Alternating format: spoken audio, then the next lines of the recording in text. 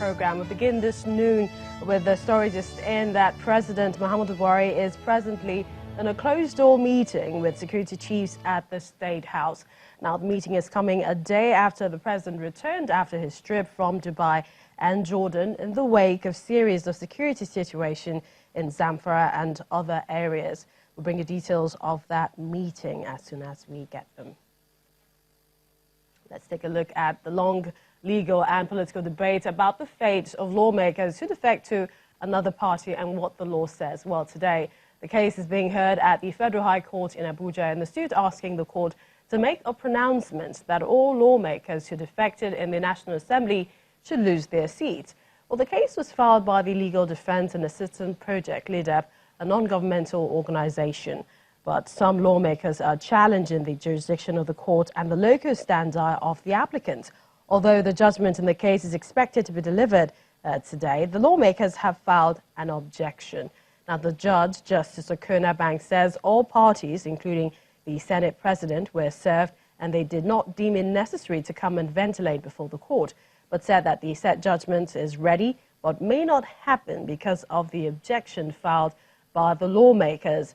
They are challenging the jurisdiction of the court and the validity, of the suit. However, counsel to the plaintiff insisted that the objections are an attempt to arrest the judgment. Mr. Ede Uko argued that the parties failed to appear through the duration of the case, so their coming to court at this time is subject to justice. Let's get some more details on this case. Our correspondent covering the court proceedings there for us joins us from the premises of the courtroom in Abuja, Amaka Okafor.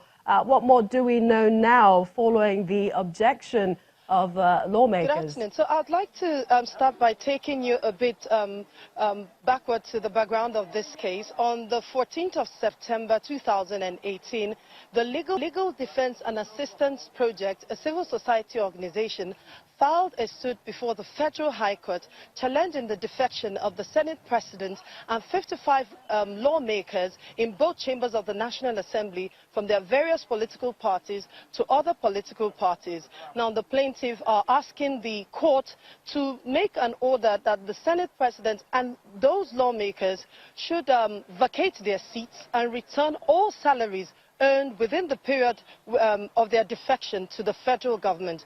Now, the court had slated today for judgment. However, a senior lawyer on behalf of the lawmakers, Mr. Mahmoud Magaji, appeared before the court this morning asking for two motions.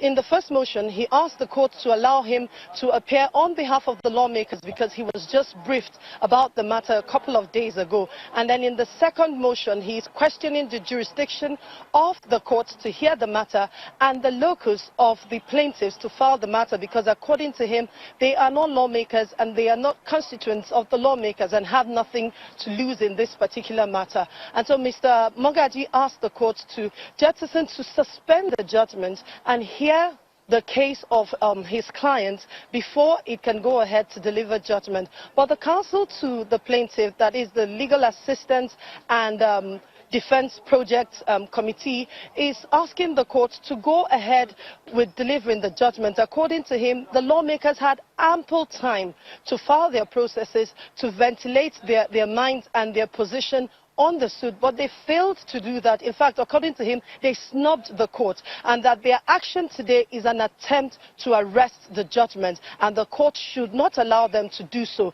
At best, the court should deliver the judgment, and then they can go on an appeal and then question the jurisdiction of the court at the appeal. At the moment, Justice Abang Okon, who is the judge presiding over the case, is still hearing from both parties and may perhaps decide on which way to go, whether to deliver the judgment or hear the lawmakers on their two applications.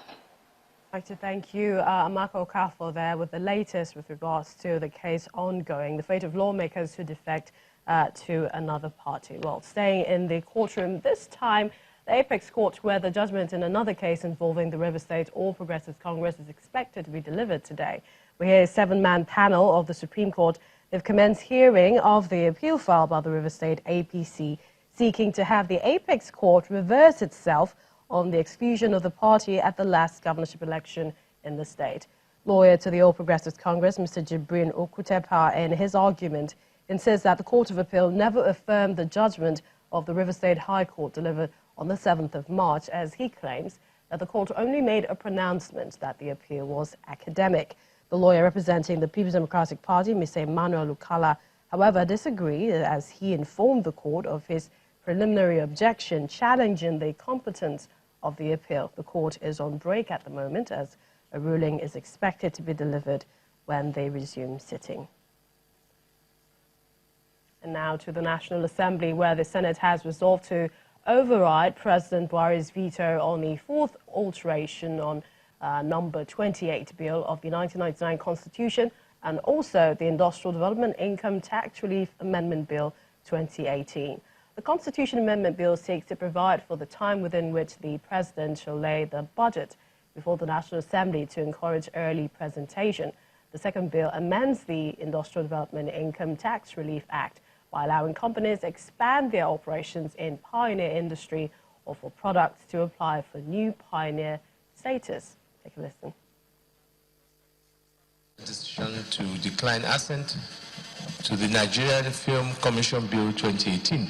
My decision on 19 March 2019 to decline presidential assent to the Federal Mortgage Bank of Nigeria Bill 2018. Presidential decision to decline assent to the Ajakuta Steel Company Completion Fund Bill 2018. It's an avalanche of bills rejected by President Buhari in the 8th Assembly.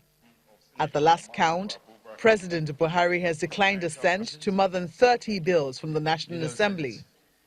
The Senate set up a technical committee to look into the issues raised in the executive communications from President Buhari, where he explained the reasons for declining assent to the bills.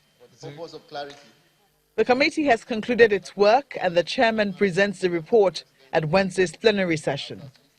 He is recommending that the Senate override the president's veto on two bills, the fourth alteration, number 28 of the 1999 Constitution, and Industrial Development Income Tax Relief Amendment Bill 2018. The Constitution Amendment Bill seeks to make it mandatory for the President and Governor of a state to prepare and present before Parliament the budget for the following financial year, not later than 90 days to the end of the financial year, and for Parliament to pass the budget before the commencement of the next financial year. The second bill to be vetoed amends the Industrial Development Income Tax Relief Act by allowing companies to expand their operations in pioneer industry or for products to apply for new pioneer status. That the Senate do override Mr. President's veto on the Constitution of the Federal Republic of Nigeria 1999, fourth alteration, number 28 Bill 2018. That the Senate do override Mr. President's veto on the Industrial Development Income Tax Relief Amendment Bill 2018. The committee also recommends that the Senate consider and pass again some of the bills and also withdraw some others. That the Senate do consider and pass again the Petroleum Industry Governance Bill 2018. 10. That the Senate do withdraw the Chartered Institute of Entrepreneurship Establishment Bill 2018. While the recommendations on withdrawing some of the bills as well as reconsideration of some others will go through less stringent legislative channels, overriding the president's veto is another kettle of fish, which will require the vote of majority of lawmakers in both chambers.